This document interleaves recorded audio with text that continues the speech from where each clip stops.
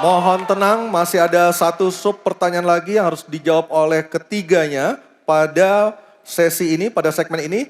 Kami beralih ke pertanyaan untuk calon presiden nomor urut 1, Bapak Anies Baswedan, dan kami persilakan kepada Profesor Dr. Widya Setiabudi Sumadinata untuk mengambil undian pertanyaan subtema. Silakan Pak Widya. Ini adalah yang terakhir. Yang ke-6.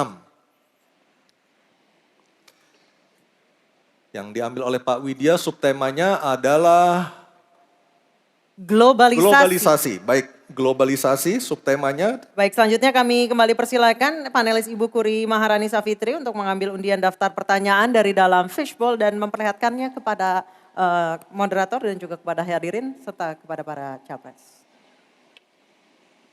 C. Globalisasi C. Baik, saya ambil amplopnya C, globalisasi masih tersegel. Anissa silahkan. Baik, sekali lagi masih tersegel. Ini globalisasi huruf C. Kita akan lihat bersama. Kami ingatkan kembali sekali lagi bagi para calon presiden untuk mendengarkan pertanyaan dengan seksama karena kami tidak akan ulang. Pertanyaan untuk Bapak Anies Baswedan adalah globalisasi membuka peluang masuknya budaya asing ke Indonesia, tetapi juga memungkinkan budaya Indonesia untuk mendunia. Pertanyaannya, bagaimana strategi paslon mempromosikan budaya populer Nusantara untuk mendukung pertumbuhan ekonomi nasional? Waktu Bapak menjawab 2 menit Pak Anies, kami persilahkan. Ya. Negara harus mengalokasikan sumber daya yang cukup di bidang kebudayaan. Bukan dipandang sebagai biaya, tapi dipandang sebagai investasi. Dengan begitu, maka karya-karya kita, dari mulai kuliner, karya seni seperti film, itu menjadi tumbuh berkembang dan kemudian bisa dibawa ke level global. Dan kita berencana di dalam diplomasi ini melibatkan semua, diaspora dilibatkan, mahasiswa dilibatkan. Mereka yang berada di luar diajak menjadi bagian dari diplomasi. Kemudian yang tidak kalah penting, kita ingin membangun rumah kebudayaan Indonesia di tiap-tiap region di seluruh dunia. Sehingga di tiap-tiap region kita akan memiliki satu tempat di mana Indonesia menunjukkan karya budayanya. Di mana kita menjual kepada mereka bukan sekedar komoditas perekonomian, tapi juga kita menawarkan kepada mereka nilai karya budaya Indonesia. Kemudian kuliner, kita merencanakan untuk membantu mendorong tumbuhnya restoran-restoran, kafe-kafe Indonesia di berbagai kota besar di seluruh dunia. Sebagaimana sekarang di Jakarta kami menyaksikan banyak sekali restoran asing di sini. Kita harus memiliki rumah kuliner Indonesia di berbagai tempat. Dan itu siapa? Negara yang ada di belakangnya. Negara yang fasilitasi. Dengan begitu maka swasta yang terlibat akan bisa mengelola ini, tapi awalnya investasi dari negara. Dan lalu disiapkan kredit yang memungkinkan bagi usaha kecil mikro untuk menjadi bagian dari diplomasi kebudayaan Indonesia.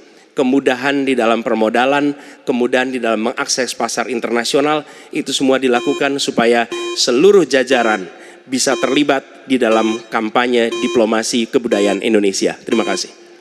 Baik, terima kasih Pak Anies. Baik, selanjutnya calon presiden nomor urut 2. Harap tenang. Mohon tenang, Bapak dan Ibu, mohon tenang. Calon Presiden nomor urut 2, Bapak Prabowo Subianto untuk menanggapi jawaban dari Capres nomor urut 1. Waktu Bapak 1 menit, silakan. Saya kira yang disampaikan Pak Anies masuk akal ya, walaupun memang itu bersifat normatif ya. Memang kembali kalau dikatakan negara yang harus berperan, kuncinya adalah bahwa kita ini harus punya dana yang cukup. Kita harus punya tabungan yang cukup. Kita harus punya sovereign wealth fund yang cukup. Untuk itu kita harus punya laba yang cukup. Kita harus punya neraca perdagangan yang positif. Kita harus punya tabungan yang banyak.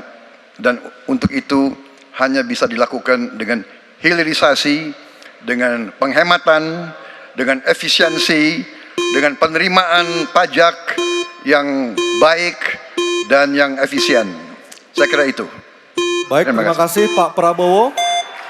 Selanjutnya kita dengar, mohon tenang, kita dengar tanggapan ataupun jawaban dari calon presiden nomor urut 3 Bapak Ganjar Pranowo menanggapi jawaban capres nomor urut 1. Waktu Anda 1 menit Pak Ganjar, kami persilahkan. Teknologi digital sudah mendunia, kita semua menggunakan itu. Maka ada satu kata namanya viralisme.